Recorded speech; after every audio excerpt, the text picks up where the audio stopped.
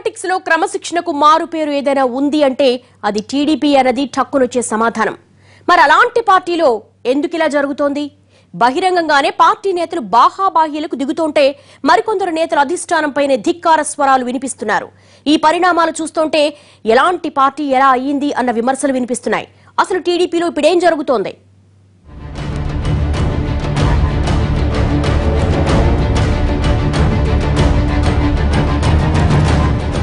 కట్టు తప్పుతున్న తెలుగు తమ్ముళ్లు, సీనియర్ల ముందే బాహాబాహీలు, అధినేతపైనే ధిక్కార స్వరాలు. టీడీపీలో కంట్రోల్ తప్పిందా? పార్టీపై బాబు పట్టు తగ్గిందా? తెలుగు రాజకీయాలలోనే కాదు, దాదాపుగా దేశవ్యాప్తంగా ఉన్న అన్ని రాజకీయ పార్టీల్లోనూ డిసిప్లిన్ కి మారుపేరుగా ఉన్న పార్టీ టీడీపీయే.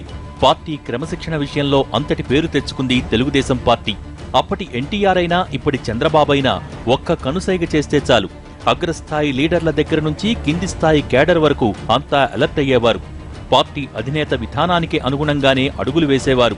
తమకు వ్యతిరేక భావనలు ఉన్నా వాటిని ఏమాత్రం బయటకు పొక్కనివ్వకుండా పార్టీ చూపించిన దారిలోనే తూచా తప్పకుండా నడిచేవారు.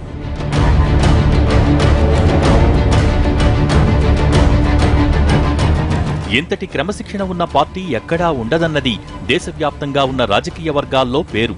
అసలు టీడీపీ బలమంతా కేడర్లో ఉన్న క్రమశిక్షణలో ఉంది. 1983లో ఎన్టీఆర్ పార్టీ పెట్టిన దగ్గర నుంచి నిన్న మొన్నటి వరకు పార్టీ అధికారంలో ఉన్నా ప్రతిపక్షంలో ఉన్నా క్రమశిక్షణ మాత్రం ఏనాడూ కట్టు తప్పలేదు. ఒకవేళ పార్టీ విధానాలు నచ్చకపోతే వెళ్లేవాళ్లు వెళ్లిపోయేవారు తప్ప పార్టీలో ఉంటూనే పార్టీకి వ్యతిరేకంగా నోరెత్తిన చరిత్ర గతంలో ఎప్పుడూ లేదు. అధిష్టానాన్ని ఎదిరించాలన్న ఆలోచన కూడా ఎవరికీ ఎప్పుడూ వచ్చేది కాదు.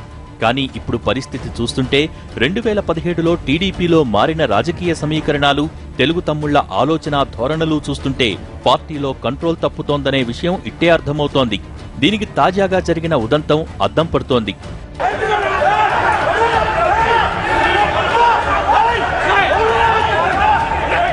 ఇప్పుడు తెలుగు తమ్ముళ్ల మధ్య జిల్లాల్లో సిగపట్లు కామనైపోయాయి.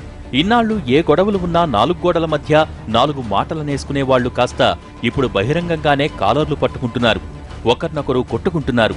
గొడవ పడటం, ఆ తర్వాత ప్యాచప్ చేసుకోవటం ఇప్పుడు టీడీపీలో కామన్ అయిపోయింది.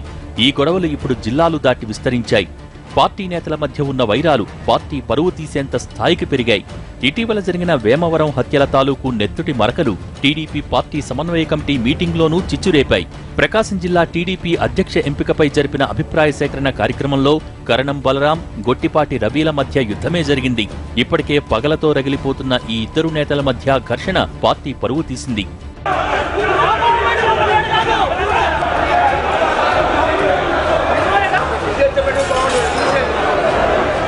నిజానికి గొట్టిపాటి రవి చేరికను మొదట్నుంచి కరణం బలరాం వ్యతిరేకిస్తున్నారు. కానీ వైసీపీని బలహీనపరిచే ఉద్దేశంతో అధినేత మాట ప్రకారం రవి చేరికకు తలంచారు. ఇందుకోసం ప్రతిగా పార్టీ కరణం బలరాంకి ఎమ్మెల్సీ పదవి కూడా కట్టబెట్టి కూల్ చేసే ప్రయత్నం చేసింది. ఎవరెన్ని చెప్పినా కరణం, గొట్టిపాటి కుటుంబాల మధ్య దశాబ్దాలుగా కొనసాగుతున్న వైరం ఇప్పుడు కూడా అదే స్థాయిలో కంటిన్యూ అవుతోంది. తాజాగా వేమవరం హత్యలతో అది కాస్త ఒక్కసారిగా భగ్గుమంది. ఎక్కడ్నుంచో వచ్చి తమ పార్టీ వాళ్లను హత్య చేస్తే ఊరుకునేది లేదంటూ కరణం బలరాం ఈ హత్యలకు పొలిటికల్ కలరింగ్ ఇవ్వటంతో ఒంగోలు పార్టీ కార్యాలయం కాస్త యుద్ధభూమిగా మారిపోయింది.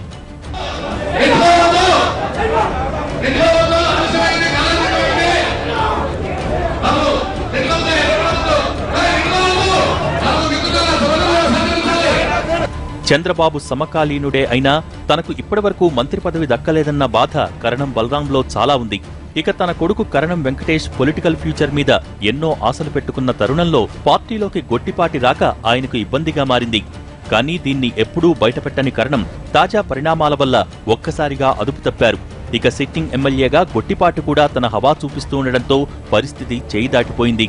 నిజానికి ఈ మధ్యకాలంలో టీడీపీలో పార్టీ నేతల మధ్య గొడవలు, ఆ తర్వాత ప్యాచప్లు కామనైపోయాయి. నిజానికి అధికారంలో ఉన్నప్పుడు ఏ పార్టీలో కూడా ఉన్న అంతర్గత విభేదాలు బయటకు రావు. అధికార పార్టీలు తమ అసంతృప్తులు ఏమాత్రం బయటకు పొక్కకుండా జాగ్రత్త పడతాయి. కానీ ఇప్పుడు అధికార టీడీపీలో ఇందుకు భిన్నంగా జరుగుతోంది.